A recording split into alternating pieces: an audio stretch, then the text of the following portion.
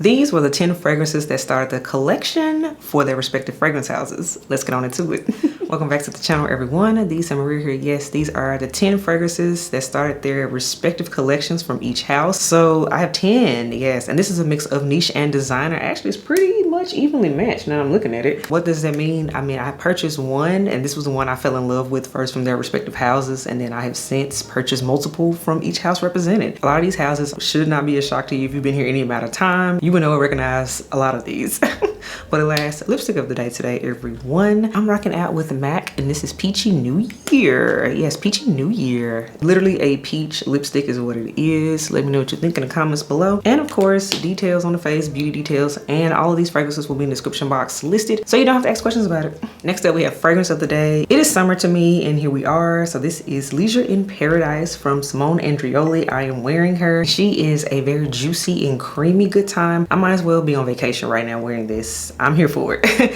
And this is Leisure in Paradise from Simone Andreoli. And now let's get into these fragrances that started their respective collections. I'm gonna go ahead and start out with a true titan of the fragrance community. Yes, a titan. A giant ain't enough. Titan is bigger than that. You all, we're gonna talk about Chanel, and this is Coco Mademoiselle. So the House of Chanel, they have a whole bunch of fragrances. They have a huge catalog from their more signature line on up to their less exclusive line, all of that. But for me, it was Coco Mademoiselle, the fragrance I purchased first and the one I've repurchased the most from the house. I cannot keep count of how many bottles I've had. Like, as you all know, I recently repurchased Coco Mademoiselle because I missed it in my collection. I even have its intense version that held me over for a minute, but nothing like the one that started it all. It first entered my collection over 10 years ago, so that's how you know it's a true OG. And this fragrance is still worth talking about to this day.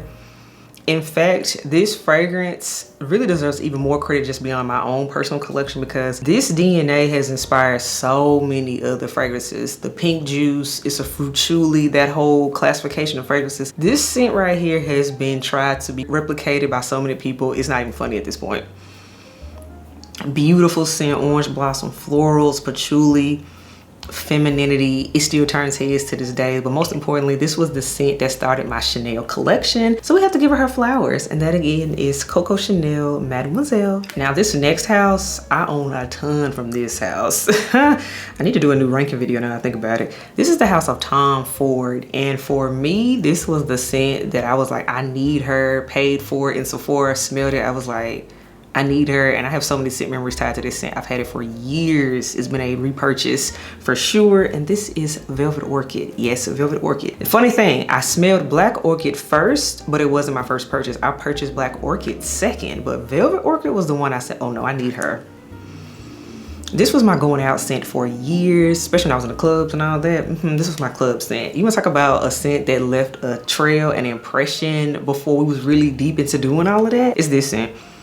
And as I smell this DNA, even though this is a part of their more readily available line, their signature line, this scent smells like top quality niche. Like, this right here is old school Tom Ford.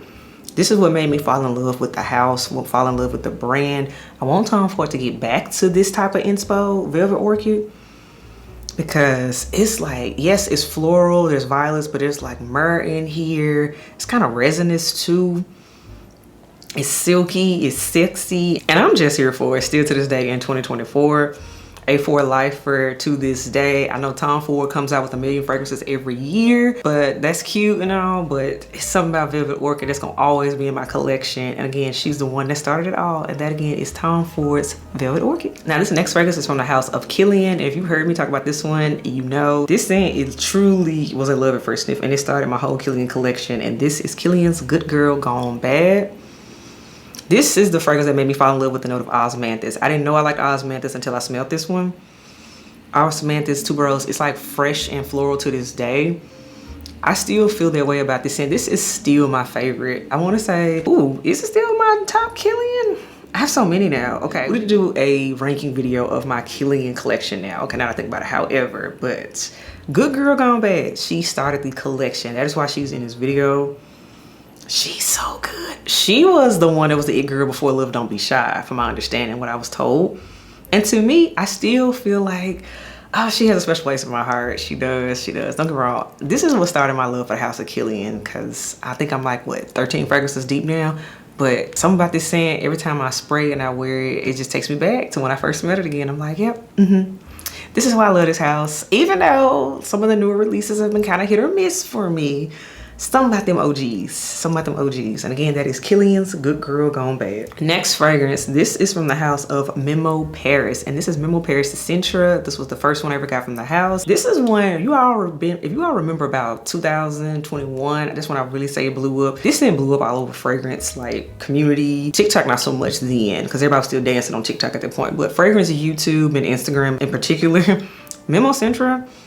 This was the fragrance that put Memo on the map for a lot of ladies. Now for the guys, they would probably say African leather was the scent for them. But Centra is to me what really put it within social media world, in my opinion. It definitely put it on my radar. I remember making a point to smell this fragrance at an Neiman Marcus counter, and I was like, oh, this is good. At the time, I wasn't ready for it because of the petitgrain note in here. So this is a orange blossom bomb and a petitgrain bomb for sure. There's caramel in here too.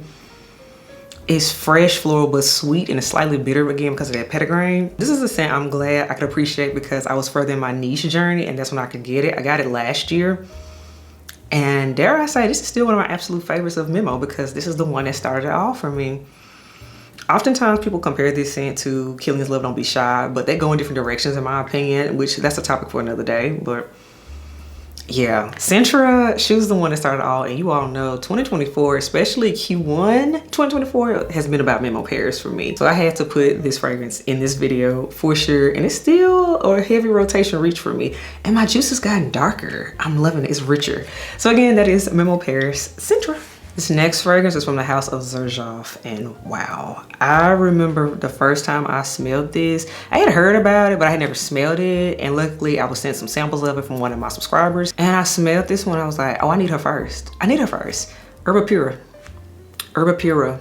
Herba Pura is the one that started it all for me, and as you all know, several Jomashop bottles later, yeah, yeah, we love the house. We officially love the house. I love that I have the old school bottle, the velvet bottles. They've essentially redone them to be the more hard, shiny kind, but I still have a special place in my heart for the, you know, the velvet kind. This scent right here, this is the original fruity musk bomb is what it is. Another pillar of the fragrance community, in my opinion, just like Coco Mademoiselle, so many fragrances have tried to replicate and or bite off of this DNA. So it's that girl for a reason. Whether you love it or hate it, you have to put respect on it. And in my opinion, this is the one that I started my collection off with. And for that reason, this is considered a masterpiece to me. 100%. Again, very polarizing, but I'm on the side that loves it. And most importantly, this is the fragrance for Jomashop that started it all for me. And I love so many now from this house, and I still got some more on my wish list. But for now, we're gonna talk about Herba Pura. She's good. Next up, we have the house of Parfums de Marly, and like so many of you, I'm pretty sure this probably was your first one too, Delina. Delina started it all. I remember getting a sample of Delina. I was like, I'm hearing about it and the bottle's cute. I'm seeing a lot of people talk about it at the time. I ordered like a 10 ml decant of it, smelled it, and I was like, oh. I ran through the decant, and then yeah, got it for Christmas. Parfums de Marly Delina. It's the rhubarb, the lychee, that tartiness in here. Yes, this is a rose scent, but it's rose, cashmere. That's like incense in here. She is a stunner. She isn't your basic everyday feminine scent. She turns head, and she's not for everyone because everybody cannot handle that tartness and that rhubarb, and in some cases the incense notes. I like that. For me, she stood out because at this point in my collection, I was starting to get into niche. I still was more of a designer girl, but this is one of those fragrances that fully pushed me over into niche world for sure. And most importantly, it started my love for Parfums de Marly because so many bottles later, still something about Delina. The original is still my favorite to this day. Out of the sisters, I stand on it because she's special, and she was the one that started it all. And that again is Parfums de Marly Delina. Next house, I had to put Bond No. 9 on here. Y'all know I love Bond. And this is the fragrance that started it all for me. Bond No. 9 Greenwich Village. This was the scent that made me take the full-on plunge into Bond No. 9 world. I went to a Bond counter, purchased it. I wanted the full Bond experience. That's how much I love this scent, and I would still do that again to this day. This scent is so good, one of my all-time favorites. I love this scent so much, I even purchased the body silk for it, and I don't buy body care often, y'all know that. But this scent, I love it like that, and it's still my baby to this day. It has since blossomed my Bond No. 9 collection. I want to say I have like over 20 at this point, but ain't nothing like the one that started it all. Notes of Greenwich Village, cassis, lychee, peony, There's ambroxan in here, and there's also praline in this scent too. It's just, yeah. This is the closest I have to a signature scent at this point in my life. Y'all, just something about Greenwich Village to this day, it's still special to me. Most importantly, Greenwich Village started my love for the brand of Bond. It works. Plus, their DNA works for my body chemistry. That's really what it is more than anything. This works on my body. And here we are. And the rest is history. So that again is Bond No. 9's Greenwich Village. Next up, we have Clean Reserve, you all. And this was the first one I ever purchased from the brand. Was not even looking for this house at all. I was in Sephora, probably looking at makeup at the time. And I said, let me wander over here. I've never seen these. I smelled this particular fragrance and I said, oh, I need it. I need it, and I got it. And this right here is Clean Reserve Warm Cotton. This is the scent that started my love and relationship with Clean Reserve, just period.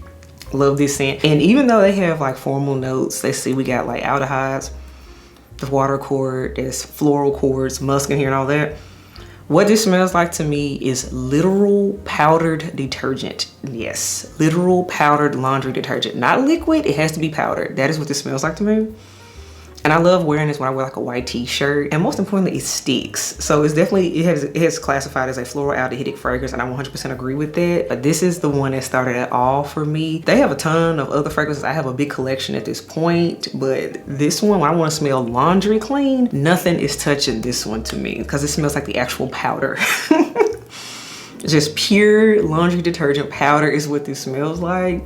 And on a very hot summer day, sometimes that's all you want to smell like. So for me, this is the one that started off with the brand, and this is Clean Reserve's Warm Cotton. This next house is so known, it would be rude not to put it on here, but MFK or Mason Francis Kurkdjian, yes, we had to talk about it. This is the fragrance that started it all, like most people.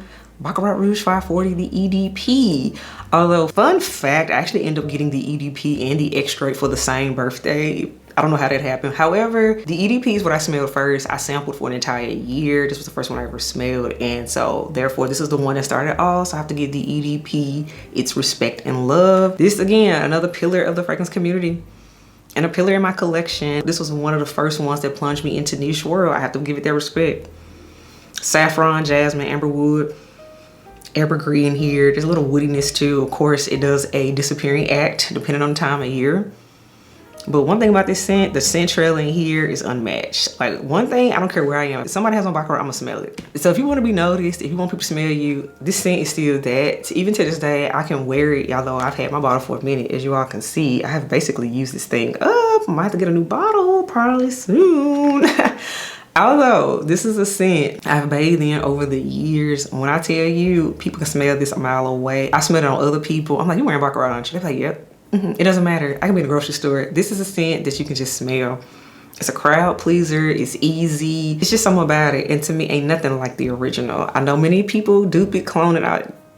That's fun. That's wonderful. They all have a little twang to them to me. But you know, hey, ain't nothing like the original for me.